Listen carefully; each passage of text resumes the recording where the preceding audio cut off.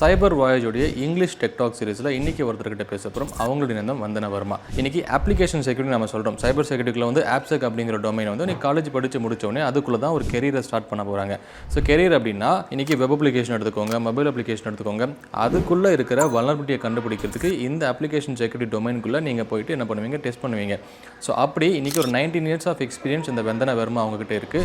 So ஒரு product security ஹெட்டாக நிறைய இடத்துல அவங்க வேலை பார்த்துருந்துருக்காங்க. நிறைய அப்ளிகேஷன் செக்யூரிட்டிலுமே கெரியர் எப்படி என்ஹான்ஸ் பண்ணணும், எப்படி நெக்ஸ்ட் லெவலுக்கு போகணும். இன்றைக்கி வந்து நீங்கள் ஸ்டார்ட் பண்ணுறீங்க அப்படின்னா இதிலே ரொம்ப நாள் ஒரு 10-15 வருஷம் எப்படி நீங்கள் வந்து ஒரு என்ஹான்ஸ் பண்ணிட்டு போகணும் அப்படிங்கிற எல்லா விஷயமே இந்த வீடியோவில் ஒரு பியூர் இன்சைட்ஸ் உங்களுக்கு வரும். இன்றைக்கி ஆப்செக்கில் நீங்கள் போனீங்கன்னா சாஸ்ட்னு சொல்லுவாங்க, டேஸ்ட்னு சொல்லுவாங்க, எஸ்சின்னு சொல்லுவாங்க. இதுக்கு எல்லாமே என்ன மீனிங், எப்படி ஒரு ஒர்க் இருக்கும், எப்படி ஆப்செக்குள்ளே என்னுடைய கெரியரை நான் யூட்டிலைஸ் பண்ணணும் அப்படிங்கிற எல்லா இன்சைட்ஸுமே இந்த வீடியோ ஃபஸ்ட்டு அந்த லாஸ்ட் வரைக்கும் பாருங்கள். இது உங்களுக்கு ரொம்பவே யூஸ்ஃபுல்லாக இருக்கும்.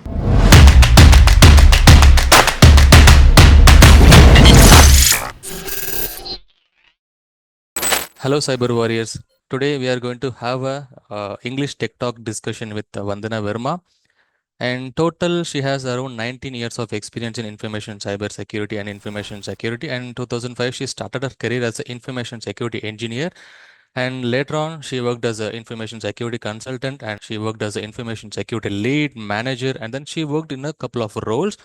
And then currently she's a one of the global director at OWASP Foundation, and then she's working as a security relations lead at Snake. And it's been 19 years. Like Vandana has an experience with the various topics and various domains such as application security, and then she worked in a security operations center, and she has an experience in threat intelligence, and she has an experience in vulnerability assessment and penetration testing, and then she has an experience in SEM. And welcome Vandana. So welcome to our channel, Vandana. Thanks for giving interview Yeah, for us. thank you so much, Dinesh. I am really glad to be part of your show, and as well as I've heard a lot of good stories about your show, so I'm honored to be part of it. Thanks, Vandana. So we have a couple of questions because in Cyber Voyage, because I'll give a small introduction about Cyber Voyage, where we are initiating a cybersecurity education and awareness to all over the audience. So that's where we started a Cyber Voyage channel, and we have various leaders talk, and we have lots of questions, because the question in the sense it is not something like where I'll be asking to you. This is our Cyber Warriors. Because our YouTube Cyber Warriors, they'll be asking a couple of questions to us to ask with the leader. So that's what we just wanted to ask a couple of inputs from you, and our Cyber Warriors is going to get more insights from you as well. Then the first question is, because people wants to get into cybersecurity, and when people wants to get into cybersecurity, they focus on AppSec first. And I would like to know about your AppSec journey, like how you become an AppSec leader. So it's been 19 years of experience so far you have. From 2004, you started as an engineer. Now you are a global director, and then you are a security relations leader. And how someone wants to get into cybersecurity should choose the role in AppSec to be in a long term as an AppSec leader, and how you become an AppSec leader, Vandana. So when I talk about my journey, I started as an engineer, and then back then in 2005-6, people wanted to be just a Java developer, to be very candid, or a QA tester. At least the people around me wanted to be just that. And we did a small project for a few months, and then suddenly the project was getting over, and we were asked that you need to choose a project or you will be on bench. So we were interviewed for a few projects, and my first project, which I was interviewed for, was cybersecurity itself, where I did not know that this could be a career, or like a long-term journey. But when I was interviewed, they asked me simple networking questions because it was a soft project. And luckily, I answered most of them. So they said, you can join from tomorrow. I said, I was thinking to be this. But they said, do you want to be on bench or do you want to join? So that's how I joined my cybersecurity journey. I would call it as a serendipity in my first job. And then over the years, I was doing SOC itself. But then when I joined my second role, second company, on the first day itself, they told me that you would not be a SIM admin because I was supposed to be joining as a SIM admin. And they said, we need people in AppSec. I said, I've never done AppSec. I've never, no clue, not even the A of AppSec. And my boss said, we will give you 3 months, learn it, we'll give you mentors. So you have to start your journey. Okay, because you don't have a choice, or you'll have to leave the company and join something else. So I actually learned in that particular 3 months my first introduction to OWASP, that what OWASP is all about. So I got to know about OWASP, I got to know about OWASP Top 10 and whatnot. And that's what my mentors told me about. And I started picking up projects. But I got most of it when I actually met one of the OWASP leaders in one of the SANS trainings. And this guy said, "Why don't you come to meetups?" I said, "I have no idea that OWASP is like a big community. I just know that, okay, OWASP Top 10, OWASP ASPS, and that's all about it." And then I started going and I got more involved in AppSec.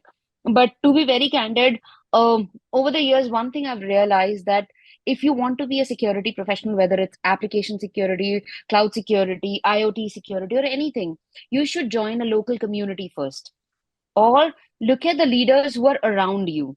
So that really helps, because I was doing my work in office, but what I've learned from the community is the most.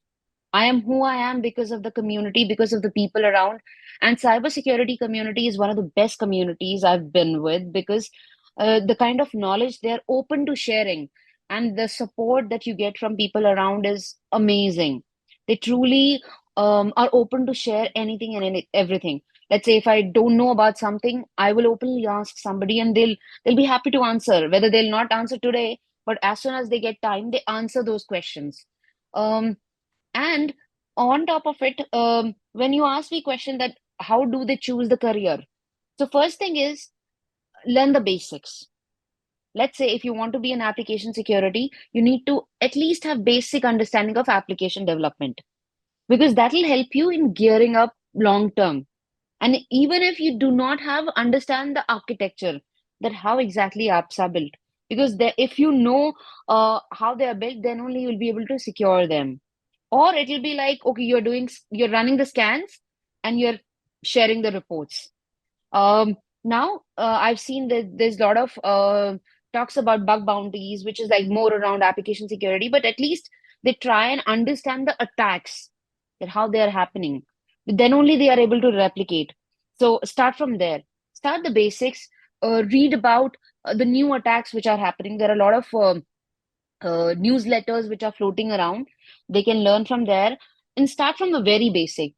Give your time, and it's not necessary that you will like AppSec. There are so many new things. You have cloud security. You don't and another thing that I have to call it out is that you don't need to have a technical knowledge to be in cybersecurity. There are so many things in cybersecurity that anyone can survive and flourish. Because I have had friends who were HR and moved to cybersecurity, and then now they're doing a SOC role Mhm. because they understood. They actually tried to just grasp everything, and then they got into it because they found it very fascinating. Like they wanted to hire me. I got Mhm. hired, and then they moved to SOC. So those things also happen. Just choose the right people, follow the people, um, see what they are doing, reach out to them, get the mentorship. And trust me, mentorship is not about they spoon feeding you, you asking them questions and they answering it. So that's my 2 cents in my learning journey. It's great, Vandana. Actually, I've just asked the questions, but I got lots of input, insights from your end. First thing, what we understood is you got a good mentors first. Because when you get an opportunity initially, and as you mentioned, mentors given you, if you don't know anything, just learn it. So that is what mentors do. So you got a good mentors, and we got to know about based on that. Even when you started your career, you don't know what to do, you don't know how to ask questions, and that's where even you just clarified those points as well. Even if you don't know something, you need to ask, and that's where you got another point. Mentorship not something like where someone should be sitting behind you and then they'll not give some spoon feeding steps to you. If you want to know something, if you want to ask something, if you want to learn something, and you need to ask. So that is what the point which you told, and that is what you learned. That is it's a very good input, Vandana. And one more thing also, you told how to get into cyber security. Even you just told like basic understanding about whatever that we learn. Even if you are going to learn some kind of new application development, ask question. So that's what you told. Ask questions. How? What? How did it work? So when you ask questions, you get to know about the answers. When you get an answers, of course, you'll be learning something. When you learn something, of course, you get some good mentors. And when you get your good mentors, and then you will be a good mentorship to the other person. That is what we'll get more insights from your end based on your insights, Vandana. And finally, also you told this is not something like you should have a lots of technical knowledge to get into cybersecurity, because if you if we are opening in YouTube channels or LinkedIn's or wherever we go, always we 95 percentages all belongs to bug bounty programs, and then they always keep on application security steps, and then they go with other things. But there are other domains as well. As you mentioned, there are few domains where we'll be doing kind of some kind of management role, leadership role, something that I got some insights from you, Vandana. And thank you for your insights. And the other question is, if I want to become an AppSec leader, of course, I need to get some skills. And to become an application security entry role or mid-senior role, or it could be any kind of leadership role, how do I start with and what skills I should get into? Because most of the college students, because as you mentioned, they get into bug bounties by watching YouTube videos and then by watching other posts, and then they learn by themselves. But there will be some core skills for each and everything. So how do I learn that, and how do cyber warriors can learn to get into AppSec domain, Vandana? Um, so when we talk about AppSec domain, I would say specifically understand OWASP first. OWASP is a very big community. There are a lot of projects which are tools project, which are open source. Then you have documentation, and not just documentation, but then you have a lot of application projects. Um, for example, if I want to test an application or threat modeling, like I want to understand how I can do the threat modeling, wherein I can figure out before even developing an application, uh, what will be the issues or risks in that application or threats in that application. So there are tools like um, Threat Dragon that is there, and then there is a Python-based project which is around threat modeling. And apart from that, when it comes to documentation project or the vulnerabilities which you want to record it somewhere, because you when you find a vulnerability you need to record it somewhere. Then we have Defect Dojo. So all these projects are there which are open source, so start from there. Or if you have no knowledge about it, start start with OWASP testing guide. To be very honest, that's one thing which I learned first, which I actually got first, because it has very basic details. And then move on to the top 10 risks, which is the what everyone knows about OWASP is like OWASP top 10. So those top 10 risks. Then if you're looking for deep, minute testing cases, then you can go for OWASP ASVS, which is Application Security Verification Standard. So you can actually look at that. So these three things, I would say, start with that if you're very very new in that, or if you are switching your career from a testing profile or any other profile to application security. These three things is a must. There'll be tons and tons of documentation on the internet, but I would say focus. So these three things, if you focus, then you can actually expand on other things as well. But these three things, for sure, you should start off. Now, when you talk about a leadership position, this is something you will actually get it gradually, because when you talk about AppSec leader, it's not just that you'll be doing pen testing all the time, but then you'll have to do architecture reviews, threat modeling. You'll have to suggest the security issues which can be there to development teams. You'll have to have good communication skills, and you'll have to have reporting skills as well, Mhm. which means if you find a vulnerability, if your team finds a vulnerability, they should know how to document those things, or the people who are going to fix it, they will reject it right away. So you'll have to have that, and then you'll have to be very firm in suggesting the team that this should be the roadmap. At the same time, you should be open in receiving the feedback from development team. Oh, it could be a false positive, but then understand why it will be a false positive. Mhm. And if they say this could be the reason, so try and assess. Yes, that could be there. I've had those experiences where development team said, oh, this could be a false positive, or there is another scenario that they come back and say that, oh, this can be fixed in this way. I was like, okay, because development teams know their system in and out. Mhm. You know your AppSec, so combine that and move forward. Because once you understood AppSec, but then you need to work with the teams. Every company is different. Every company environment is different. They're building their apps using different languages, different platforms. So be open in working with the development and testing teams. That's what we call it as DevSecOps these days. Mhm. So be open in that. And application security leaders generally work with them. Leads work with the different teams and suggest, Mhm. because if you don't know the architecture well, then how would you secure it? So very, very important. Yes, Vandana. So it's been like lots of technical terms that we got from your end. So first thing, when you want to become an application security, the insights which we got from your end is always go with OWASP standards. So that it has a top 10 standards.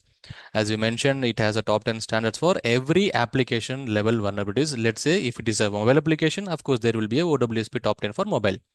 If it is a web application, there will be a web application standards for mobile.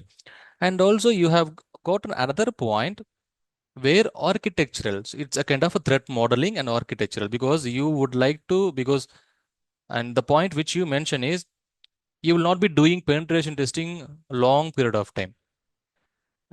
First year, second year, third year, you should have a proper tech skills, soft skills, leadership skills, management skills all together comes under one person. So that's where we will be becoming a leader. And that's what you mentioned a point called architecture review. Let's say when the person is getting into an AppSec domain, and they should have to know threat modeling to do that. If an application going to a production or any kind of thing, of course they should know how the application has been created and what could be the vulnerabilities and how the vulnerabilities has been going to be remediated and how you will be communicating with the developers. And the other point is also you mentioned developers know in and out. And as a security professional, you should have to know why this is in and out and how this vulnerability will be occurring. And that's where you need to have a soft skills to understand, to communicate with the other person. This is what the insights that we got. But most of them, if you look at internet and they work with security testing, VAPT, penetration testing, but after that, they never consider as a soft skill, they never consider as a leadership skills, they never go with there is no skills at all. I'll just go and just read the book. But few things based on your insights, it comes with an experience. Of course, when initially you'll be an application security engineer, then consultant, then you'll be the associate, then later on you become an AppSec leader when you are okay with all the technical skills and everything. And it's a great point, Vandana. So we got some lots of insights for how to become an AppSec leader as well. And second thing, I mean, third question is, I will become a AppSec leader after completion of my graduation. Now, most of the questions are which certification I need to pursue, or else which qualification I should have. Because the first question you mentioned, the person who belongs to HR, they worked in a security operation. The same question, I'll be from the BCom background, chartered account background, mathematical background, mechanical background. And do I need any certifications to get into application security or any kind of cyber security? Which certification I should have to pursue? So I need an insights from your end, Vandana. Mhm. So I am not a very big fan of certifications, to be very honest. I've done a lot to because I just wanted to grasp it. Mhm. But any certification is good if you're getting knowledge out of it. Whether it's a very basic certification, which is could be CEH, could be Security Plus, or maybe anything else. So that's what would be my point. But yes, if you want to do an application security certification, then there's a certification called CSSLP. Mhm. So that one certification caters to completely application security, and that'll gear up your knowledge around it. But trust me, when it comes to any domain, if you have the knowledge, you don't need a certification to get in. Certification is just it's like a security guard who will let you in if you have those qualifications. Mhm. That's all. But after a certain experience, they don't ask your certifications also. That's what my experience has been. But if you really want to do it, then CSSLP. And if you want a holistic view, then CISSP is one good certification Mhm. uh, for covering almost every domain in cybersecurity. Great, Vandana, because this is what the doubts most of the college students, even experienced professional, they want to get into cybersecurity certification. If you ask a questions to them, why do you want to become a cybersecurity certification? Why do you want to pursue the certification? They do not have an answer for that. And they say always, one of my friend did a certification, so I'm going to do that. And few persons they'll say one of my person or my friends he did a certification along with his friends, so I'm going to do that. And you have brought a very good point, that is a certification is not a mandatory for your skills. If you have a good power to grasp anything, and of course you will learn a lot by looking at Google itself. And also you have mentioned two certification, one is CSSLP if you want to become an application end, and the CASSP also you mentioned, and CSSP covers top 8 domains from different areas. And of course like CASM, CSSP, it covers the top 8 domains, and you just gave a broad point on it actually, and thanks for your insights, Vandana. And other question is, okay, I don't want to become a cybersecurity professional, but I will be a cybersecurity professional by looking at YouTube videos. Now, other question always will be a, how do I get into a hands-on thing? So do I really require a hands-on things to get into AppSec? And previously you mentioned Defect Dojo, and Defect Dojo is a tool where we have a centralized repositories, and for to access Defect Dojo or y- to access any kind of open source tool, do I need a hands-on for it? And if yes, and where do I learn hands-on techniques, and where do I learn by myself by looking at a Google, Vandana? So this is what the questions, most of them, which I got it from my YouTube comments and personal messages. So I need an insights from your end, Vandana. Sure. Um, it's good to have hands-on. Why? Because then you'll have a better understanding of how different things work. And it's not just for application security, but for anything. So if I talk about application security hands-on, there are so many vulnerable web applications which are out there. Damn vulnerable web application, Security Shepherd, or uh, or I would say Hack in the Box have some really, really cool boxes which you can actually get into. And there are so many CTFs which keep happening. So you should actually join them. I have personally played a lot of them, and I love them. I've uh, experience some which are specific after a certification, so you can do that. But if you really want to start, do join Hack in the Box. I'm not like Hack in the Box is not paying me, but yes, I love the boxes, so I am just mentioning.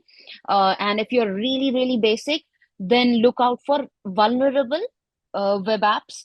Those are available. Do not go and straightforward start hacking your public applications, but those vulnerable applications which will help you.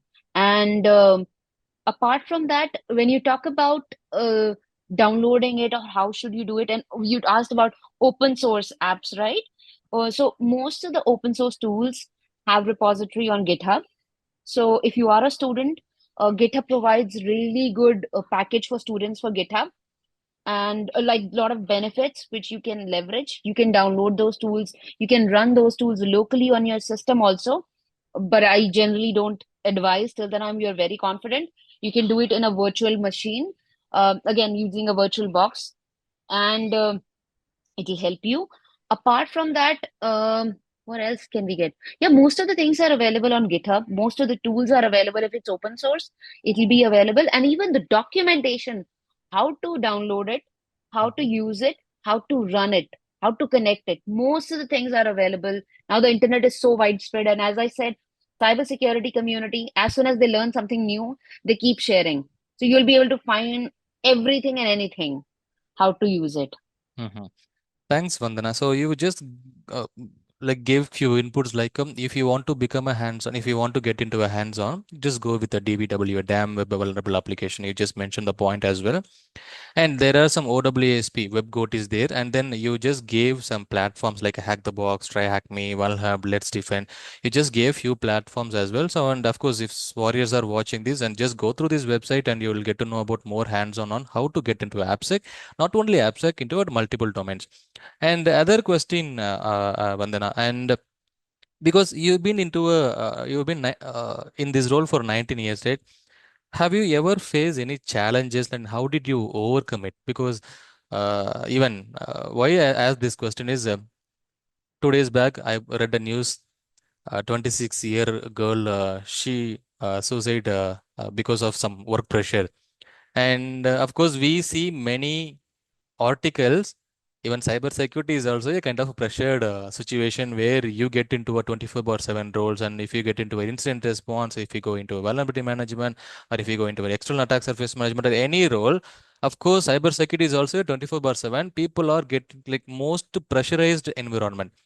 So it's been 19 years. Have you ever faced a pressured environment within you, and how did you overcome it actually? Oh, actually, in my first few years itself, I felt so because I was part of SOC, and SOC is like wherein you have to do rotational shifts. And in one of the projects where my onshore asked me that I should be completely in night shift because as soon as I go in the morning shift, there are a lot of issues come in. So they say, can you come in night shift, which is like complete night shift. Um, but let me tell you, it was one of the best thing happened to me. First thing is that I learned a lot from those people and the people who were there because it was not many people used to come in night shifts. Second, they gave me Saturday, Sunday off. Like it was not a 24/7 for me. It was night shift plus Saturday, Sunday off. So it is like whatever comes your way, you have to make the most of it. And when it comes to the work pressure, trust me, work pressure is humongous. But if you learn the art, it helps you. Now, I actually heard the news about the girl, and trust me, it was very devastating because work pressure really puts a lot of things on your head. Um, and for me, for every person, situation is different. And for me, I asked for help from my family. Um, when I travel, there are multiple other challenges that come your way. And so it's just that asking for help somewhat lessens your burden, if not completely, but at least somewhat. So I ask for help always, whenever I need. And by God's grace, people are there who are there to support me. Like you said, mentors, my family, and then the people around me. So if there's something which is pressurizing me, I generally discuss it out and and it's just depend on people to people as well, environment to environment.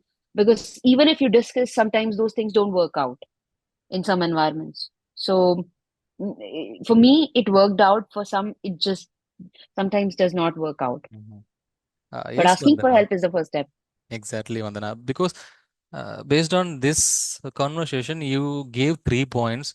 And first thing is you learn something even though you forget bad situation. So that is what you told. So even I got into a night shift, but I learned something. And that is what the first point, wherever we go, we need to adapt ourselves, and we should have to make sure to manage both personal and professional life. And you told that I learned it. Second thing, accept whatever you get it. And you got a night shift, but you accepted it. So you learned something. After that, you got a good mentors as well. And then you asked for a help. So which is where we can able to see the situation, even though everyone facing it, not only any one person, each and every person is facing it, and even you also faced, and you also told about I faced it, I learned something from it, I managed to accept it, and then I seek for some help, like I ask some help with my close circles and my parents. And where I say is most of them is not asking any help, and that is what they get into a depression. And based on your inputs, and of course you learned a lot from that as well, Vandana, and we are happy to see that learning mentality in each and every situation, even though if it is a good situation, even though if it is a bad situation as well. And thanks for your insights, Vandana. And I would like to ask other questions. What about the networking in application security? Let's say I want to advance my career and I want to get into another roles, and whether do I need to go for other skills, or else do I need to get into networking roles, and how networking plays the vital role in the networking areas in AppSec or any kind of cybersecurity roles. So networking, you're talking about technical networking or the network? Actually, I'm just asking about networks. It's not about technical, it's about our networks. Oh, trust me, it helps a lot. It really, really helps. Um, uh, the person that you see me today, I'm a Hmm. very outspoken person right now. But back in college days, I was an introvert. I never used to talk to so many people. But then after joining these communities, my first talk, I remember not able to face anyone. Like I couldn't look in the eyes. And then these communities helped me, made sure that even if I'm saying something wrong, they will not stop me there. After the session is over, then they will share their inputs. That boosted my confidence. I actually met other leaders. I actually met the leaders who were knowing the things about application security or DevSecOps or cloud security there. And I learned what they were doing so that I can actually maybe, if not just do the same thing, but um, at least somewhat near. So when you are part of any community, when you are going to these conferences, which are local or international, you meet new people. The way that they are doing things, you're doing things in a certain way. They're doing things in a certain way. Generally, uh, two people do things differently. So you learn the way they are doing it. So you try and adapt that if that's good. So I do that. Apart from that, if you are an introvert, it's okay not to talk to people. Mhm. Take their LinkedIn. Um, Generally, people are not comfortable in sharing phone numbers, but then join them on LinkedIn, send a warm note. Say, I met you here and here, and I want to connect with you. I want to learn this from you. This really helps. Like, I'm very shameless in sending LinkedIn requests. I don't care what the other person is going to think. I'll just write a note and send a request so that they know what my intention is to connect with them, because LinkedIn is a very professional network. So try and share LinkedIn requests. There are so many people whom I never met till 2019. They were not from India, they were from Canada, they were from Israel, they were from US and from other locations. But when I met them, they knew that I existed Mhm. because I connected them over LinkedIn. I had a lot of chats. And during pandemic, we were all remote, so we were doing a lot of video conversations and whatnot. And after that, when I started again going, so I met those people, and we were like, "Oh, we know you. I know you." So those kind of conversations. So start sending those warm requests, connect with them, understand what they're posting, learn from the different blogs that are there. I have to actually quote one person. So there's a person called Sunil. His name is Sunil Worky. Um, and so I really, really admire this person. And uh, I never used to write blogs. And one of the conferences, we were sitting together, and he was very kind in speaking with me and sparing time. And he said, "Why don't you start writing blogs? Mhm. If you want to be a thought leader, you need to start sharing your thoughts first." So I said, "I don't know how to do it." And he mentioned a very beautiful thing, saying that I write about. So he was a CISO for a company that time, and now he's a CTO for a company. So he mentioned that I write about snake and ladders, Mhm. and people read about it because I share from my experience and write a story about it. And people really need some candid conversations and knowledge. So if I can do it and people like it, why don't you share what you know? I think that's something I needed to start off by sharing my YouTube videos to my blogs, to my one-liners and whatnot. I think that really helps. You need people around, such kind of people around to motivate you. So I think you should definitely reach out to such people. Exactly, Vandana. So two things we got, two inputs we got from your end. So one thing is I mean I might have a different learning aspect, and I will be performing in a different way. I will be reading in a different way. The same, you will be performing in a different way on each steps. When we are connecting together at any platforms or any event, we get to know each other and we are learning something from each other. And some other persons is also there, and they get to know each other about their networking and their tech stuffs and soft skills, everything. Then we follow them. That is one insights I got to know from your end. And second thing, write a warm note on LinkedIn. If you are an introvert, don't speak. You just keep calm and just connect with them through LinkedIn, and then try to send a message to them, and then try to get in connect with them. So that is what insights we got from Yarinandra. And the final thing is how to get a mentor. So this is the final question, because how to get a mentor, because you always use a word technical term, a mentor. I got a good mentors and you got a good mentors. And then even the first question also, you told I got a good mentors where I learned from them, they mentored me. So how do I get a mentor? Because this is a question when the person is doing a final year in college, and their first question is, I want to reach out to someone who wants to give an assistance to me. And how do I get a mentor, and how to approach mentors, and how to find a mentors? Okay, I'll start off with you itself. So you are doing this YouTube channel and you're sharing the knowledge with the cyber warriors, whether you are doing it or you are actually getting people to do it, correct? But you are the medium. So you're the mentor for your cyber warriors. And when you talk about a mentor, mentorship is, for me, mentorship is not about that I call that person, oh, this person is my mentor. No. One thing I've learned is that a mentor could be a junior, it could be a senior, it could be someone at a very highest level, it could be anyone who does not know about cybersecurity. But in your conversation, you get those inputs. So I've had people around me with whom I just had those conversation candidly, and they shared their inputs. Similarly, um, uh, I reached out to some people to get to know about something. And there was no formal relationship called mentor and mentee. Mhm. And you don't need to have one single mentor. Remember that. You should always have multiple mentors, and you should own that decision. For example, if you're asking a question to someone, take the inputs Mhm. and do what you feel is right. It does not, like, if something goes wrong because they suggested initially, oh, that person suggested me this. No, it should not happen. It's like they are sharing their experience. And now you have to get the best out of that. And everyone is different. Everyone has good and a bad. Now, when you're reaching out to a person, always find the best in that. Mhm. And there could be something bad in them as well. And it's okay because that's a person, right? They're human beings. So look at the best things, what you can get from them and Mhm. what you can share with them. I think that's what mentorship is all about.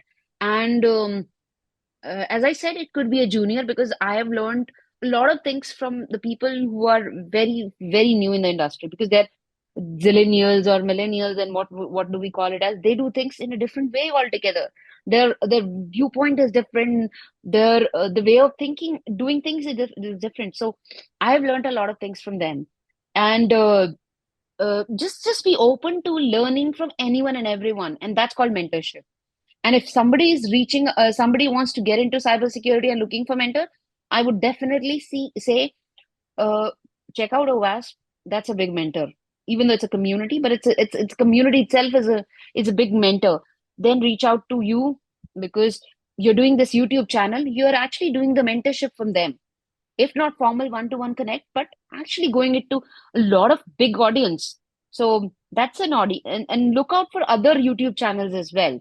That'll really help. So I think that's where it starts. Not having one person and then blaming them for anything goes wrong, but learning the best from them.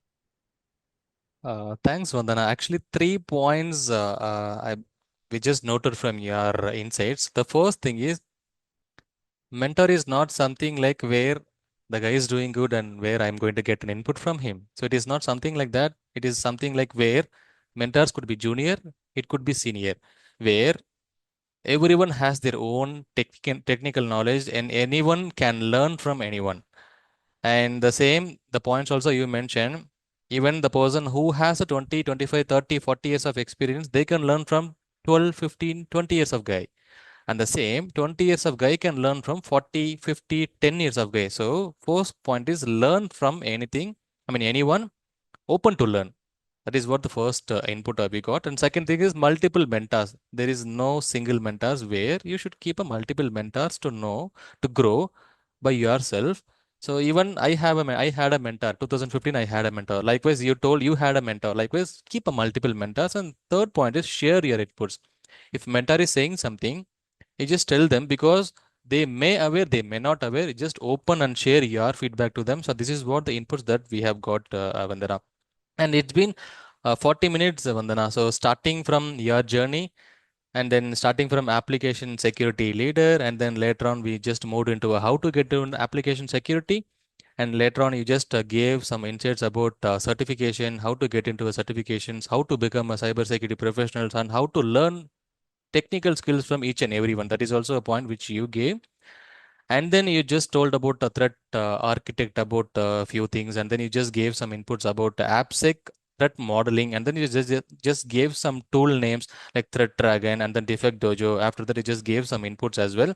And then you learned something from your bad situation. You just gave some like scenarios. You got some bad situation, but how did you overcome it? And now finally you told about the mentorship thing. So it's been like for 40 minutes. We got a lots of insights for our cyber warriors.